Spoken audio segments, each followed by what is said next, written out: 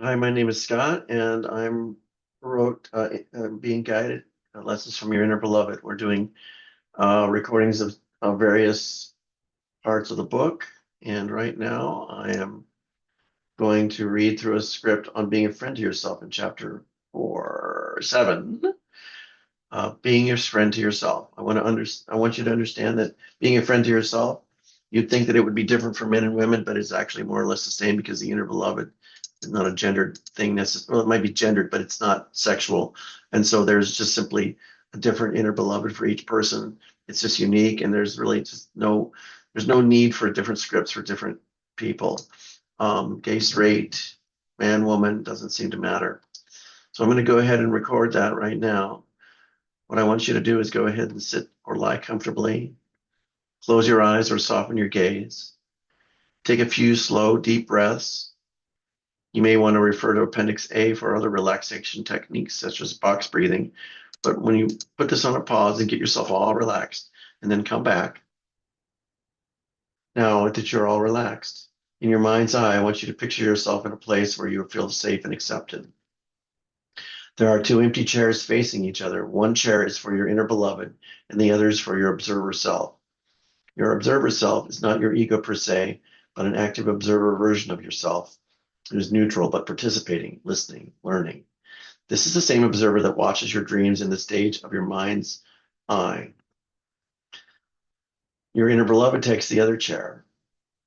Your inner beloved can take almost any form, including an image, a shadow, a quiet feeling, a symbol, an invincible presence. Sometimes people have names for theirs. Mine's name is Max. I just had a reader the other day that found his or her inner beloved and had a name for it and everything. It was awesome from reading the book, chapter 1. So I want you to have a gentle but honest conversation with your inner beloved about being a better friend to yourself.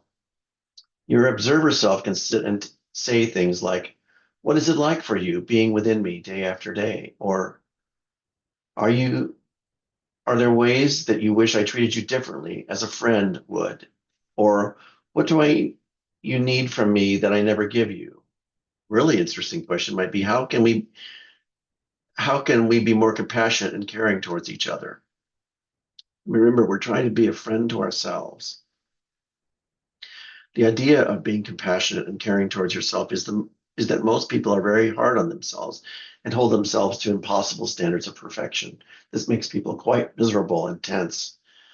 This is the rational self taking over and trying to control things. And control and perfection are not really possible. We can only control certain things. We can only be perfect certain times. Most of the time, we're quite imperfect and we just don't realize it. Think about the ways that you can be more compassionate and caring towards yourself. Think about ways that your inner beloved can be more compassionate and caring towards you, and how you can be more compassionate towards it. Remember that your inner beloved is not perfect either.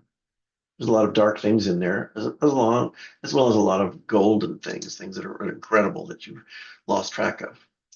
Caring for your soul is the goal here. As you gain acceptance of yourself, you can become more flexible and forgiving towards yourself and others. Now let's try something different. Imagine switching seats. Get up, both of you, and switch seats. Take the seat of your inner beloved and have them sit in your seat. At this point, offer one small act of friendship, like a hug, a simple smile of encouragement, a concession of forgiveness, or even an invitation to rest or play or dance together. Take your time with this and put it on pause as needed and do a little exercise and getting up, acknowledging each other, and then when you take the seats, you can come back. So fill in this blank. If I could do one thing for you, it would be what? When you are struggling, I wish that you would remember to do this. And both of you can, do this. Your inner beloved will do things that are a little unexpected, more symbolic. You will do things that are more literal and logical. Return to your seat as the observer after absorbing the other's perspective. Take a moment to thank your inner friend for being honest and for participating. As you leave this imaginary place, Consider this. What new gestures could you treat yourself to with friendship in daily life, big or small? Open your eyes, notice your breathing and your body. Be sure to record your reflections before you forget them. Ask yourself some interesting questions. You might dialogue this with you or journal it. What surprised you about your inner friend's responses? In what situations do you notice yourself turning against yourself and your own self-interest or happiness? How can you practice being a friend to yourself, especially when you feel challenged, lonely, or triggered? When you're having a dark night of the soul, How can you take care of yourself when you are forcing yourself to tough it out? How can you be a friend to yourself, not just on the inside, but in the outside world? Inner friendship help scripts help people make contact with internal experiences in language that builds trust and respect between aspects of themselves.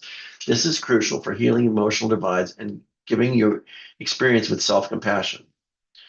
Most people are very hard on themselves. Women are known to starve themselves and hate their bodies for most of their adult lives. Men are famous for not taking care of themselves at all. We just tough it out and be a man, right? But the truth is that we live a lot longer and we're a lot happier and much more balanced. I don't know if happy is the right word, but we're just more balanced, less likely to go off kilter if we can be a friend to ourselves. We can all be better, more satisfied people if we were more compassionate with ourselves and others. All right, take care.